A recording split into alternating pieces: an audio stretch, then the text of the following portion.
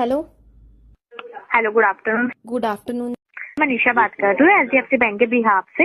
हाँ जी, बोलिए। फंड्स के रिगार्डिंग कॉल किया था। कोई रिक्वायरमेंट होगी business loan, home loan, car loan में? हाँ जी मैम, चाहिए, लोन चाहिए। हाँ जी, कौन से लोन में रिक्वायरमेंट है आपकी? मैम ट्रेन खरीदनी थी।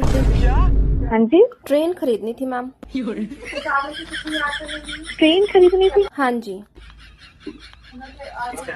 कितना अमाउंट देख रहे हैं आप? 300 करोड़ रुपए।